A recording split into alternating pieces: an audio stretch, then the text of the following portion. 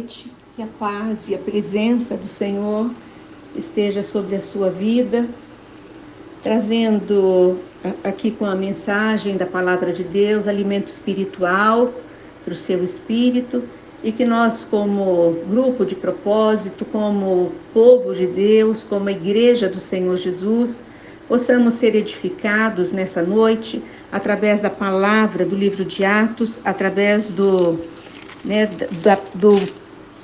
médico amado, Lucas, que deixou tudo aqui registrado para nós. Hoje nós vamos ler, deixa eu pegar aqui, o discurso de Pedro, está em 2 Atos, capítulo 14. Então se levantou Pedro com os 11 e, erguendo a voz, advertiu-os nesse termo: varões judeus e todos os habitantes de Jerusalém, tomai conhecimento disso e atentai nas minhas palavras. Estes homens não estão embriagados, como vindes pensando, sendo já 3ª hora do dia. As pessoas que estavam naquela reunião, aquelas 120 pessoas, começaram a orar em línguas, e as pessoas que estavam observando pensaram que elas estavam embriagadas, mas elas estavam orando no poder do Espírito Santo. E Pedro veio agora explicar para eles não estão embriagados, porque são 9 horas da manhã. A 3ª hora do dia quer dizer 9 horas da manhã. E ele explicando, mas o que ocorre é que foi dito por intermédio do profeta Joel. Joel já havia profetizado, e diz assim o versículo 17: e acontecerá nos últimos dias que o Senhor, que derramarei do meu espírito sobre toda a carne, vossos filhos e vossas filhas profetizarão, vossos jovens terão visões, e sonharão vossos velhos. É uma profecia, que ele está entregando. O versículo 18 diz: até sobre os meus servos e sobre as minhas servas derramarei do meu espírito naquele dia e profetizarão. Quando o versículo 17 diz que acontecerá nos últimos dias, está se referindo aos dias que precedem a volta do Senhor Jesus. Porque o Senhor Jesus subiu para o céu, mas ele voltará. E quando estiver nos dias precedendo a volta dele, acontecerá esses sinais, onde o Senhor derramará do Espírito dele sobre toda a carne. Os filhos e as filhas profetizarão, os jovens terão visões, os velhos sonharão. E outra coisa que diz que naqueles dias os servos do Senhor profetizarão. Deus falará por meio do seu servo escolhido. Deus pode usar, sim, o homem. Ele pode levantar profetas, mas que ele escolhe, que ele determina. No versículo 21 diz: e acontecerá que todo aquele que invocar o nome do Senhor será salvo. Aqui é uma promessa, que naqueles dias e nos dias de hoje, se você invocar, o que é invocar?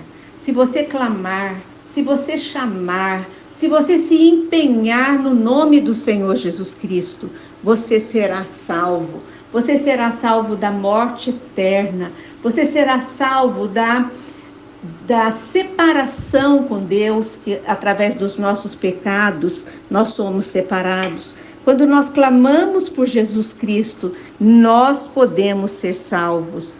E ele diz também no versículo 23, sendo este entregue pelo determinado desígnio e presciência de Deus, vós o matastes, crucificando-o por mãos de iníquos. Pedro aqui, ele confronta os judeus, ele confronta dos seus pecados, da sua iniquidade, quando eles acusaram, quando eles disseram: crucifica o Senhor Jesus. E o versículo 24 diz: ao qual, porém, Deus ressuscitou, rompendo os grilhões da morte, porquanto não era possível fosse ele retido por ela. Aqui nós vemos que a morte e a ressurreição ressurreição de Jesus abriu um caminho para a exaltação do nosso Deus, para a exaltação do nosso Senhor Jesus Cristo, porque não existe outro Deus que rompeu os grilhões da morte e venceu a morte e vive eternamente. Porque 25, a respeito dele, diz Davi, diante de mim via sempre o Senhor, porque está à minha direita para que eu não seja abalado. Por isso se alegrou o meu coração e a minha língua exaltou. Além disso, também a minha própria carne repousará em esperança. E continua no versículo 27, porque não deixarás a minha alma na morte, nem permitirás que o teu santo veja corrupção. Fizeste-me conhecer os caminhos da vida e encher-me-ás de alegria na tua presença.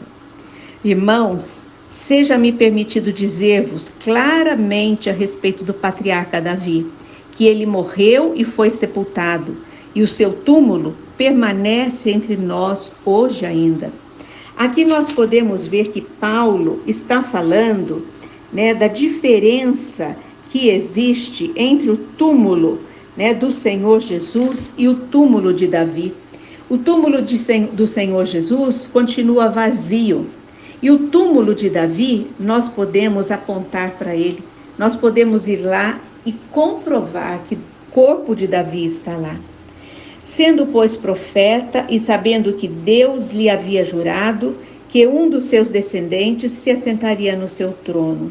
Prevendo isso, referiu-se à ressurreição de Cristo, que nem foi deixado na morte, nem o seu corpo experimentou a corrupção. Maravilhoso, o que se passou com Jesus. O versículo 32 diz, a este Jesus Deus ressuscitou, do que todos nós somos testemunhas. Deus Pai exaltou o Filho quando Deus o ressuscitou, e nós somos testemunhas.